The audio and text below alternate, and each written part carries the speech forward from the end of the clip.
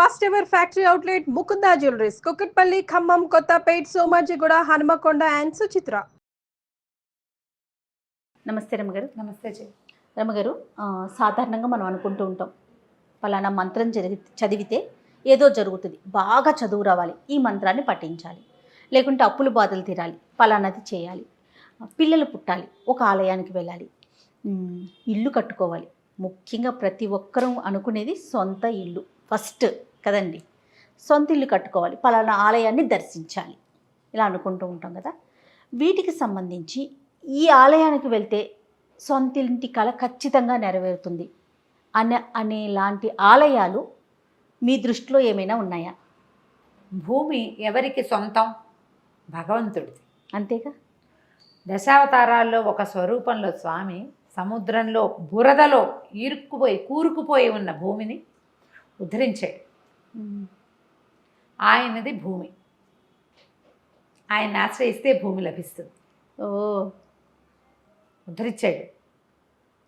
కొండల మీద మనకి పెద్ద ఆయన కొలువై ఉన్నాడు, కలియుగ దైవం వెంకటేశ్వర స్వామి. అవును, ఆయనకి ఆ స్థలాన్ని ఇచ్చింది ఎవరు? ఈ కొండని ఎవరిచ్చారు ఆయనకి? ఆయన ఎక్కడి నుంచో వైకుంఠం నుంచి దిగొచ్చాడు. ఆయన తాలూకు స్వరూపమే అయినప్పటికీ ఒక స్వరూపంలో భూమిని కైవసం చేసుకున్నటువంటి వరాహస్వామి శ్రీనివాసుడికి ఆశ్రయం ఇచ్చాడు. ఇక్కడ ఉండు ఈ కొండ మీద అని. ఆ కొండ ఆయనది. భూమి మీద ఉండటానికి జాగా ఇవ్వమని అడిగి, వరాహస్వామిది చిన్న దేవాలయం, వెంకటేశ్వర స్వామిది పెద్ద దేవాలయం. అంత పెద్దవాడు, ఆయన చిన్న స్వరూపంలో ఉన్నాడు. వరాహస్వామిని భగవంతుడే ఆశ్రయించాడు భూమి కోసం. మనం ఆశ్రయిస్తే పని జరగదా? వరాహస్వామిని ఆశ్రయిస్తే మనకి భూమి లభిస్తుంది. కొన్నాళ్ళ క్రితం బెంగళూరు నుంచి మైసూరు వెళ్ళే దారిలో కొంచెం డైవర్షన్, కాస్త డివియేషన్లో కళ్ళహళ్ళి అని ఒక ప్రాంతం ఉంది. ఆదివరాహస్వామి క్షేత్రం. చాలా పెద్ద 18 అడుగుల విగ్రహం ఉంది అక్కడ. ఎప్పటి నుంచో అది చూడాలని నా కోరిక. అక్కడికి వెళ్ళిన వాళ్ళకి సొంత ఇంటి కళ 100% నెరవేరుతుంది. భూ సంబంధమైన వ్యవహారాలు ఇరుక్కుపోయి వీళ్ళకి రావాల్సిన భూమి ఇబ్బందులు పడే వరకు అవన్నీ సిద్ధిస్తాయి. అయితే మొన్న మేము మైసూర్ ట్రిప్ వెళ్ళాం కదా. ఈ ట్రిప్లో అది చూద్దాం అనుకున్నా. మేము మైసూరే వెళ్ళటం వల్ల దీనికి 175 కిలోమీటర్లు ఉంది మైసూర్ నుంచి కళ్ళహళ్ళి. చూడలేమనుకున్నాం. మేము రమా శాండిల్ గారిని అడిగితే అది ఈ ట్రిప్లో కుదరదు, మీరు ముందే చెప్పొద్దా నాకు, బెంగళూరు నుంచి వెళ్ళమనేదాన్ని, అప్పుడు చూసేవారు అన్నారు. కానీ మేము టికెట్లు అయితే బుక్ చేసేసుకున్నాం కదా. ఈసారికి చాలా దిగులు పుట్టింది నాకు. ఒక రోజంతా దానికోసం పెట్టుకుందామని బతిమలాడాను నేను మా వాళ్ళని. డే వేస్టే కాదు, ఇంత పెద్ద ప్రయాణం కదా, 4 గంటలు పట్టేస్తుంది. దాంతో డిస్కరేజ్ చేసేశారు. నేను పరకాల స్వామివారి మఠంలోకి వెళ్ళానా, అక్కడ ఉన్న హైగిరి స్వామిని చూసి వరాహస్వామిని సంతోషించేశాను. కాదు, అక్కడ నన్ను కరుణించలేదు అనుకున్నా. అవలేదు. అక్కడి నుంచి రెండో రోజున మైసూర్ ప్యాలెస్లోకి వెళ్తే అక్కడ ఆదివరాహస్వామి క్షేత్రం దేవాలయం ఉంది. అవును, అక్కడ ఆదివరాహస్వామి. ఎంత సంతోషించాను. పోనీలే, కళ్ళహళ్ళి చూడలేకపోతే ఇది చూడనిచ్చాడు ఈయన, బంగారు కొండ దయ ఉంచాడు నా మీద అనుకున్నా నేను. అయితే సాయంకాలం మేము శ్రీరంగపట్నం వెళ్ళినప్పుడు శ్రీరంగపట్నం దేవాలయంలో ఒక ఫ్యామిలీ కనిపించారు. వాళ్ళు మమ్మల్ని పలకరించారు. బెంగళూరు నుంచో ఎక్కడి నుంచో బయలుదేరాము, ఈ ట్రిప్ మొత్తం తిరుగుతున్నాము ట్రిప్పు అన్నారు. ఎక్కడెక్కడికి వెళ్ళారు అంటే నేనేదో ఇది చూసాం అది చూసాను. అమ్మ వరాహస్వామిని చూడలేదా అన్నారు. అది దూరం కదా అన్న. అంటే వాళ్ళ దూరం ఎందుకైందమ్మా, మేము వెళ్ళాంగా, 1.5 గంట ఇక్కడి నుంచి మైసూరు నుంచి మేము వెళ్ళొచ్చాం. పెద్ద స్వామి, చాలా బాగున్నాడు, చూడండి అమ్మా అన్నారు. ఇక నేను మా వారిని పీడిచ్చేసాను. వీళ్ళు చెప్పారంటే నీ మొహం మనం చూసాము, అది 175 ఉంది. రమగారు చెప్పారు నాకు, రమా శాండిల్గా క్లియర్గా చెప్పారు, అది మైసూరు నుంచి దూరము, నీ రూట్ కాదమ్మా అని. ఇక నాకు పీకేస్తుంది. అక్కడి నుంచి ఈ రవి గారిని మేము గూగుల్ చేసి చూస్తున్నాం. అదే కదా చేస్తే ఒక 54 కిలోమీటర్ల దూరంలో కళ్ళహళ్ళి చూపిస్తుంది. కాదు, నా దాంట్లో 175 ఉందన్నారు. ఇద్దరం కాసేపు వాదులాడుకున్నాం. ట్యాక్సీ డ్రైవర్తో భూవరాహస్వామి వెళ్దాము అన్నాడు. ఎంత ఉందంటే ఒక 55 గంటన్నర పడుతుంది హార్డ్లీ. రోడ్ బాగుంటుంది, ఇన్ఫోసిస్ రోడ్ అంటాడు. ఈయనేమో ఆ రూట్లో ఇన్ఫోసిస్ ఎట్లా ఉంటుంది, బెంగళూరు రూట్లో లేదు, మైసూర్లో ఉంది ఇన్ఫోసిస్. వాదులు ఆడుకున్నాం. ఈ లోపల మేము వెళ్ళిన హోటల్ ఆయన్ని అడిగితే అతనేమో భూవరాహస్వామి వెళ్ళొచ్చండి, రేపు మార్నింగ్ కార్ తీస్తాము అన్నాడు. కార్ పెట్టేస్తా, మీరు పొద్దునే వెళ్ళొచ్చండి అంటే, ఒక భూవరాహస్వామి మహాభక్తుడే ఒక ఆయన మాకు డ్రైవర్గా వచ్చాడు. అతనే మమ్మల్ని నంజనగూడు కూడా తీసుకెళ్ళాడు. అది చాలా భక్తుడు అతను. హిందీ చక్కగా ధారాళంగా మాట్లాడుతున్నాడు. మళ్ళీ తెల్లవారి యథాప్రకారం పొద్దున్నే బయలుదేరాం. వెళ్ళాం ఈయన అంటూనే ఉన్నారు. మొత్తం చామంతి తోటలు. ఇన్ఫోసిస్ ఉంది కదా మైసూర్లో, దాని వెనక రోడ్లోంచి వెళ్ళాం. వచ్చేటప్పుడు ముందు ఇన్ఫోసిస్ గేట్లు చూస్తూ వచ్చాం. హసన్ రోడ్డు ఇది. వెళ్ళాం. అదేంటంటే ఇది మట్టి పూజ, ఇటుక పూజ చేస్తారు అక్కడ అని చెప్పాడు అతను మాకు. ఈ స్వామివారికి దగ్గర అక్కడ మట్టిని పూజించి ఇస్తారు. ఆ మట్టిని మనం ఇంటికి తెచ్చి పూజించుకుంటే పూజలో ఉంచుకోవాలి. మనం ఇల్లు కట్టుకునేటప్పుడు ఆ మట్టిని కూడా పోయించుకోవచ్చు. మనకి ఇల్లు ఖచ్చితంగా లభిస్తుంది. ఇటుకలు కూడా మనకి పూజలో దేవుడి దగ్గర పెట్టి ఇస్తారు. మనకు తప్పకుండా ఇల్లు సిద్ధిస్తుందమ్మా. చాలా పవర్ఫుల్ దేవుడు. అరగంట సేపు చెప్పాడు ఆయన. హిందీలో కన్నడలో కలిపికొట్టరా కాబెట్టరంగా టైప్లో చెప్పేశాడు. వినేసాం. రోడ్ చాలా బాగుంది. అన్ని చామంతి పూల తోటలు దారంతా. బాగా ఆనందించాం. దగ్గరికి వెళ్తే పెద్ద పెద్ద గ్రానైట్ రాళ్ళు, పాల ఇవి ఉంటాయి కదా, మార్బుల్ స్టోన్స్. ఏమిటి ఈ స్టోన్స్ అన్నీ తెచ్చి ఇక్కడ పెట్టారు, ఇవి కూడా పూజలో పెట్టుకుంటారా, ఇవి ఎట్లా పట్టుకెళ్తారు అనుకున్నాం. మాకు అర్థం కాల. 1000-1500 కార్లు ఉన్నాయి కొనుక్కెళ్తానికండి. కార్లు ఉన్నాయి, రాళ్ళు ఉన్నాయి. మాకు అర్థం కాలేదు. ఈ కార్ల వాళ్ళంతా ఈ రాళ్లతో పూజ చేయడానికి వచ్చారు, ఏమిటి చేస్తున్నారు అని. బాగా నడిచాక అర్థమైంది ఏంటంటే ఆ దేవాలయం ఇంకా నిర్మాణంలో ఉంది. దేవాలయం లోపల ఉంది, దేవాలయం ఉంది. చుట్టూతా ప్రహరీ కట్టడం కోసం పెద్ద పెద్ద గోతులు తవ్వి ఉన్నాయి. ఈ రాళ్ళన్నీ కూడా మండపాలు కట్టడానికి వచ్చినవి. ఆ రాళ్ల మధ్యలో నుంచి ఇటా నడుచుకుంటూ వెళ్తే పెద్ద ప్రాంగణంలో సుమారైన గుడి. ఇక జనం ఉన్నారు, 1000 మంది పైన ఉన్నారు. అక్కడ మన ఫాలోవర్స్ ఒక 7-8 మంది కనపడ్డారు. వాళ్ళు ఉన్న సందట్లో అక్కడ ఏమీ తలా తొక్క తెలియలేదు. దేవాలయం స్వామివారిది. కింద యువతలకి కళ్యాణ వెంకటేశ్వరుడు ఇట్లా అంటే శ్రీదేవి భూదేవి సమేత స్వామివారు శ్రీనివాసమూర్తి కనిపించాడు. ఆయన దేవాలయంలో దర్శనం చేసేసుకున్నాం. ఇక ఈ భూవరాహ స్వామి దర్శనమే ఇవ్వాల మాకు. 5 ద్వారాల యువతల నుంచున్నాం. పెద్ద మహామూర్తి. ఏమిటో అభిషేకాలు, ఎంత అభిషేకం చేశారో, ఎంత మంత్రమో. ఏ పక్క నుంచి వెళ్ళినా స్వామివారు కనపడ్డు, కానీ కనపడుతోంది ప్రతిమ ఇట్లా. ఈ పైన తొడ మీద ఉన్న భూదేవి కూడా కనిపిస్తుంది.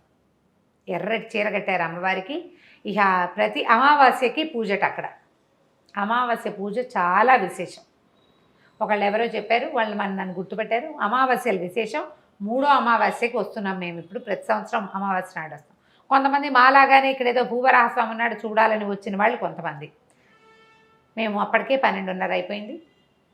ఇక్కడి నుంచి మేము మైసూర్ వెళ్ళాలి. మధ్యాహ్నం భోజనం చేయకో అటు వెళ్ళి నంజనగూడు చూసి ఎయిర్పోర్ట్కి వెళ్ళాలి. 4వ రోజు పొద్దుటి ప్రోగ్రాం అనమాట. వాళ్ళని హారతి, అక్కడ లోపల లైట్ లేవు. మూలవరల దగ్గర లైట్ లేదు.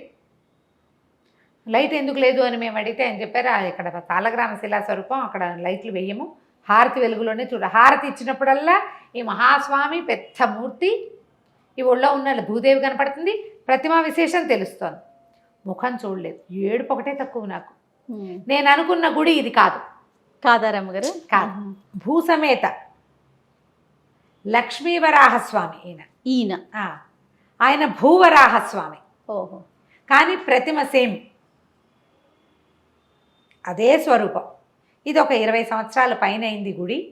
చుట్టుపక్కల ప్రాంతం వాళ్ళంతా వస్తారు. చాలా విశేషమట. అసలు స్వామివారిని ప్రతిష్ఠ చేసిన దగ్గర నుంచి అక్కడికి వస్తే ఇల్లు మొక్కు తీరని వాడు లేట్. కొట్ల వాళ్ళు, బళ్ళ వాళ్ళు, కార్ల వాళ్ళు, ప్రతి వాళ్ళు ఇదే పాట. డ్రైవర్ కూడా చెప్పాడు. అబ్బాయి ఏం చేశారు, చక్క చుట్టూతో ప్రదక్షిణ చేయడానికి షెల్టర్ ఏదో వేసి పెట్టారు, చేశారు. ఈ అభిషేక తీర్థం వస్తుంది కదా, మేము అభిషేక తీర్థం మాత్రం పుచ్చుకున్నాం, మాకు ఇదే ప్రాప్తమని. యువతలకు వచ్చేసరికల్లా అబ్బాయి ఫ్రీగా ఫోటోలు ఇస్తారు, ఇవి తీసుకెళ్ళండి అని చెప్పి చక్కగా అమ్మవారిని తొడ మీద కూర్చోబెట్టుకుని విశాలంగా పెద్ద ప్రతిమా స్వరూపంలో ఉన్న వరాహస్వామి ఫోటో ఒకటి చేతులు పెట్టాడు. ఈసారికి ఫోటో ఏ ప్రాప్తం. నెక్స్ట్ టైం కళ్ళహళ్ళే చూద్దాం. మరి ఇంకా అంతకంటే ఉండలేము. బయట ఏమో జాతరట ఏదో మొదలు. ఆ జాతర కోసం స్వామివారికి చాలా విశేషంగా చేశారు. ఇక కొట్లు గిట్లు భోజనాలు గందరగోళంగా చాలా ఆడావిడిగా ఉంది. ఎక్కడెక్కడెక్కడి నుంచో జనాలు వస్తున్నారు. ఆ చుట్టుపక్కల ప్రాంతాల వాళ్ళంతా ఇక్కడే ఉంటారు ఆ జాతర కోసం. ఊరేగింపుకి ఏర్పాటు చేస్తున్నారు. శ్రీదేవి భూదేవి సమేత విష్ణు స్వరూపం ప్రతిమలు అవి ఏర్పరిచి పెట్టినారు. వారిని దర్శనం చేసుకుని ఉత్సవర్లని ఆ అభిషేక తీర్థం పుచ్చుకొని ఇంత మాత్రమే కనపడ్డామని సంతోషించి వచ్చేసాం. వరాహస్వామిని దర్శనం చేస్తే మనకి ఈ వరాహస్వామి క్షేత్రాలు ఎక్కడున్నాయి? నేను చెప్పిన 2 బెంగళూరు నుంచి మైసూరు వెళ్ళే దారిలో కళ్ళహళ్ళి, ఇది కూడా కళ్ళహళ్ళి. ఇది హసన్ రోడ్లో ఉంది. మైసూరు నుంచి 1 గంటన్నర. ఇది కొత్తది. ఓకే. నేను చెప్పిన భూవరాహస్వామి దాదాపుగా 2500 సంవత్సరాల పాత గుడేట. అది చాలా పాతది. అది కూడా విశాలమైన పెద్ద గుడి, 18 అడుగుల విగ్రహం, బూడిదరాయితోటి చేయబడినటువంటి భూవరాహస్వామి దేవాలయం. ఈ రెండిట్లలో ఇంకా మనకి ఇన్ఫర్మేషన్ ఇద్దాం దీని మీద. తిరుమలలో వరాహస్వామిని చూస్తాం. విజయవాడలో కూడా వరాహస్వామి దేవాలయం ఉంది. మన విజయకీలాద్రి అని ఒక కొండ ఉంది, ఇంద్రకీలాద్రి లాగానే. జియర్ స్వామి మఠం అది ఉంది సీతానగరం దగ్గరలో. విజయకీలాద్రి అని ఉంది. ఆ పైన కొండ మీద కూడా ఒక వరాహస్వామి దేవాలయం ఉంది. అక్కడ చాలా స్వరూపాలు ఉన్నాయి. అందులో వరాహస్వామి కూడా ఉన్నాడు. మనం మా టీవీ వాళ్ళకి నేను ప్రోగ్రామ్ చేసినప్పుడు నేను విజయవాడకి చేశాను. చేస్తే అప్పుడు వచ్చిన ఒక ఆయన చెప్పారు, వాళ్ళకి ఎప్పటి నుంచో 40 సంవత్సరాల నుంచి ఉన్న భూమి సంబంధమైన ఇష్యూ తీరిపోయింది. 10 కోట్లు ఎంతో కలిసి వచ్చినాయి టైంకి. ఇష్యూ తీరిపోయింది. నేను నా డాక్యుమెంట్స్ తీసుకెళ్ళి అక్కడ పెట్టానని చెప్పారు. ఒకళ్ళిద్దరు ఫోన్ చేశారు. ఆ టైంలో ఇప్పుడు 2 ఏళ్ల క్రితం కదా, మీరు చెప్పింది కరెక్ట్, మేము అక్కడికి వెళ్తే మాకు ప్రాబ్లం. స్వామి సీతానగరానికి దగ్గర, సీతానగరాన్ని ఆనుకునే ఉంటుంది అనుకుంటా, కృష్ణానదికి దగ్గరే ఉంటుందని ఆ కొండని చెప్తారు. విజయకీలాద్రి ట్రై చేసి చూడండి. ఎక్కడ దేవాలయాల్లో వరాహస్వామి ఉన్నా నమస్కారం చేసుకోండి. కుదిరితే ఒక ఫోటో తెచ్చి పెట్టుకోండి. రోజు నమస్కారం చేసుకుని చిన్నవి ఏమైనా ఆ వరాహస్వామికి సంబంధించిన ఒక స్తోత్రం, 4 శ్లోకాలు ఉన్నవి కూడా ఉన్నాయి, ఏదైనా ఒకటి చదువుకోండి. మీకు భూ సంబంధమైన సమస్యలున్నా, తర్వాత ఏమో మనకి ఇల్లు కట్టుకోవాలనే కోరుకుంటే కనుక వీరిని కనుక మనం దర్శనం చేసుకుని ఆశ్రయిస్తే తప్పకుండా ఇంటి కోరిక నెరవేరుతుంది. ఈ మా ట్రిప్పులో మేము సరిగ్గా చేసుకోలేని దర్శనం ఇయ్యందే. మళ్ళీ అవకాశం ఉందేమో రమ్మగారు. ఇంకోసారి పిలుస్తారు ఆయన. ఇంకోసారి పిలుస్తాడు స్వామి. అదే అనుకున్నాము. ఆ ఫోటో వచ్చింది కదా, ఫోటో చేత్తో పుచ్చుకుని తెచ్చుకున్నాం అనమాట. మళ్ళీ 1.5 గంట ప్రయాణం చేసి మైసూరు చేరిపోయాం. ఆ తర్వాత మళ్ళీ పరకాల మఠంలో స్వామివారిని దర్శనం చేసి ఆ జగన్మోహన్ ప్యాలెస్ చూసి, సాయంత్రం నంజనగూడు చూసి, రాత్రికి మేము ఫ్లైట్ ఎక్కేసాం. అయిపోయింది మైసూరు యాత్ర. చాలా అద్భుతంగా జరిగింది కదండి. ఈ ఒక్క దేవాలయం చూపించలేదనే చాలా గింజుకున్నాను. ఏడుపు, నాకు కళ్ళలో నీళ్ళు వచ్చేస్తూ అయ్యో అయ్యో కనపట్టలేదు, మొహం కనిపించట్లేదు అని. ముఖ దర్శనం కాకపోతే సంతోషంగా కనపడుతున్నాడు, ప్రతిమ తెలుస్తోంది. మనుషులను తోసుకెళ్ళడానికి వీలేదు. లైన్గా అంతా 5 ద్వారాల నిండా మనుషులే ఉన్నారు. మేమేమో చివరి నుంచి ఉన్నాం. చాలా సంతోషం రమ్మగారు. ఎవరైతే మైసూర్లో చూడని ఆలయాల గురించి చెప్పారో ఖచ్చితంగా ఆలయాల దర్శనం జరగాలి. కళ్ళకు కట్టినట్టు చెప్పారనమాట. వెళ్ళిపోవాలి అనిపించేస్తుంది నాకైతే. అంటే నేను ఎలా చూశానో అలా చెప్పేశారు. నమస్తే. నమస్తే.